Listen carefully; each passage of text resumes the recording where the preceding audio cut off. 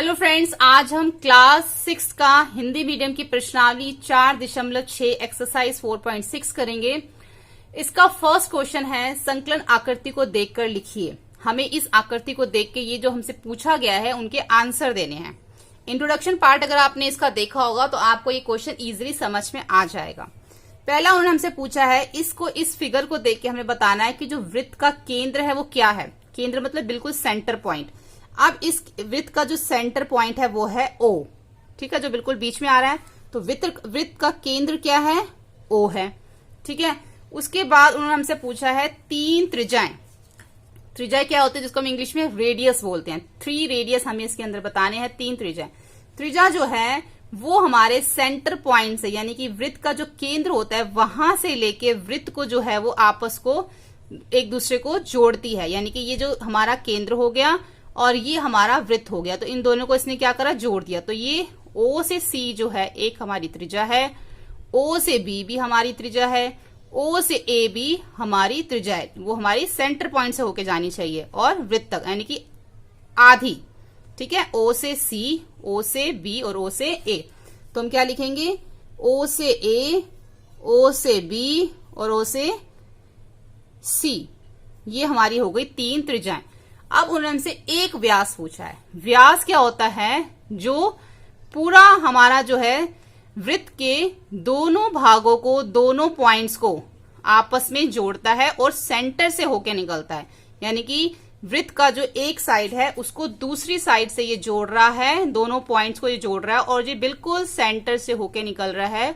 और जो व्यास होता है वो त्रिज्या का डबल होता है। यहां से लेके यहां तक त्रिज्या थी, अब ये पूरा का पूरा जो है व्यास है, यानी कि त्रिज्या का 2 गुना जो होता है वो व्यास होता है। यानी कि A और C जो है वो इसके अंदर व्यास है, ठीक है। अब हमें इसमें बताना है एक जीवा। अब जीवा क्या है? जीवा जो है वृत्त के 2 बिंदुओं को आपस में, किन्हीं 2 बिंदुओं को मिलाने वाला एक रेखाखंड होता है, ठीक है। अब ये 2 बिंदुओं को आपस में मिला रहा है और ये एक रेखाखंड है, तो ये हमारा ED क्या है? एक जीवा है। अब जीवा हमारी जो है सर्कल पे, वृत्त पे कहीं पे भी हो सकते हैं, इस साइड भी हो सकते हैं, इस साइड भी, इस साइड भी, कहीं पे भी जीवा हो सकती है। सेंटर में भी हमारी जीवा हो सकती है पूरी, ठीक है। इसको भी AC जो हमारा व्यास होता है, जो जीवा होती है, अगर हम पूरी की पूरी, जैसे कि ये एक हमने जीवा खींची A से C तक, ये भी हमारी जीवा हो सकती है। उसके बाद है अभ्यंतर में 2 बिंदु, यानी कि अंदर जो 2 बिंदु है वो बताने हैं। अब अंदर एक बिंदु P है और एक बिंदु O है और एक बिंदु P है। ये दोनों जो है हमारे अंदर अभ्यंतर अंदर है। बाहरी भाग का बिंदु क्या है? बाहर हमारा है बिंदु Q। तो बिंदु Q हमारा बाहर है। एक त्रिज्या खंड बताना है और एक वृत्त खंड बताना है। त्रिज्या खंड क्या होता है? जिसके अंदर हमारी एक आर्क होती है, ये हमारी आर्क है और साथ में 2 हमारे त्रिज्याएं होती हैं, ठीक है। ये एक त्रिज्या ये हो गई O से C, एक त्रिज्या O से B हो गई, साथ में ये हमारी चाप हो गई। जिसमें एक चाप और 2 त्रिज्याएं होती हैं वो हमारा त्रिज्या खंड होता है। तो इसमें AOB ये हमारा क्या है? त्रिज्या खंड है। अब वृत्त खंड क्या होता है? वृत्त खंड के अंदर एक हमारी जीवा होती है और उसके साथ हमारी चाप होती है। ये हमारी चाप है और ये हमारी त्रिज्या है, सॉरी ये हमारी जीवा है। चाप और जीवा जो होती है जिसके अंदर, उसको हम कहते हैं वृत्तखंड। तो इसके अंदर जो वृत्तखंड है ED है, लेकिन हम ED तो लिखेंगे, लेकिन उसके साथ क्या लिखेंगे? इसको शेडेड भी करेंगे। अगर हम इसको शेडेड करेंगे तभी हमें पता चलेगा कि हम वृत्तखंड की बात कर रहे हैं। अगर सिर्फ हमने ED लिख दिया तो इसका मतलब हम जीवा की बात कर रहे हैं। तो ED लिखेंगे, ED के साथ लिखेंगे इसका छाया वाला जो भाग है वो जो है इसका वृत्तखंड है। तो ED के साथ हम लिख देंगे छायाकिंत भाग, जिससे हमें पता चल जाएगा कि हम वृत्तखंड की बात कर रहे हैं, ठीक है। तो साथ में हम इसके ये लिख देंगे।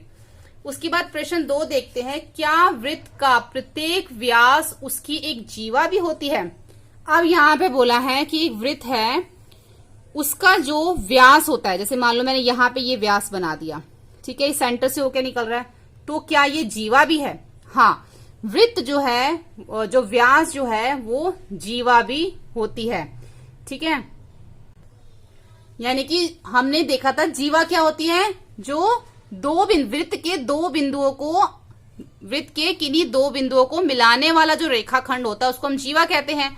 तो यहाँ पे भी ये वृत्त के दो बिंदु हैं, मान लो इसको हम ए और बी का नाम दे दे, और ये दोनों बिंदुओं को आपस में मिला रहा है, तो ये एक जीवा ही है। ठीक है, ये तो जो वृत्त का व्यास होता है वो भी जीवा ही होती है, जो कि सेंटर से होके निकलती है। ठीक है, तो इसका आंसर क्या है, हाँ है।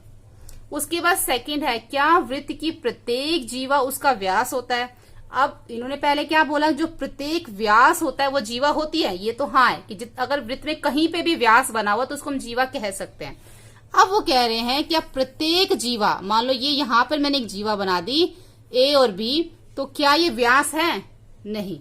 प्रत्येक जीवा जो है वो व्यास नहीं होती, लेकिन प्रत्येक व्यास जो है वो जीवा होता है, तो इसका आंसर हो गया नहीं। ठीक है, अब हम देखते हैं इसका नेक्स्ट क्वेश्चन थर्ड। कोई वृत्त खींचिए। देखो अब मैं आपको बता देती हूं कि जो क्वेश्चन नंबर थर्ड है वो क्वेश्चन नंबर 1 के अंदर जो फिगर बना हुआ है वो ही फिगर बनेगा। उसमें क्या था, हमें फिगर दे रखा था, हमें आकृति दे रखी थी और क्वेश्चंस के आंसर हमसे पूछे थे।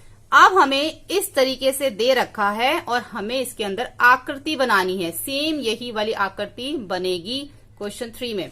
कैसे, मैं आपको बता देती हूँ। उन्होंने क्या बोला है, कोई वृत्त खींचिए और निम्न को अंकित कीजिए। मैं यहाँ पे आपको रफली बता रही हूँ, पहले हमने एक वृत्त खींचना है। जैसे मैंने यहाँ पर एक वृत्त, आपने अच्छे से इसको बनाना है, वृत्त खींच लिया। अब इसमें जो जो हमें बोला गया वो हम बनाएंगे। उसका केंद्र, पहले हमने उसका केंद्र ले लिया, ओ नाम दे दो। फिर उसके बाद बी में एक त्रिज्या बनानी है, तो एक त्रिज्या बना दी हमने इसको हमने नाम दे दिया बी। उसके बाद उन्होंने बोला एक व्यास बनाओ, फिर हमने एक व्यास बना दी, इसी को हम पूरा कर देंगे, इसका नाम दे देंगे ए बी, एक पूरा व्यास हो गया और ओ से लेके बी तक त्रिज्या हो गई। उसके बाद क्या बोला, एक त्रिज्या खंड बनाओ। त्रिज्या खंड कैसे बनता था, एक चाप एक और दो त्रिज्या, एक त्रिज्या तो खींची हुई है, एक त्रिज्या हमने और खींच दी, इसको नाम दे दिया हमने सी।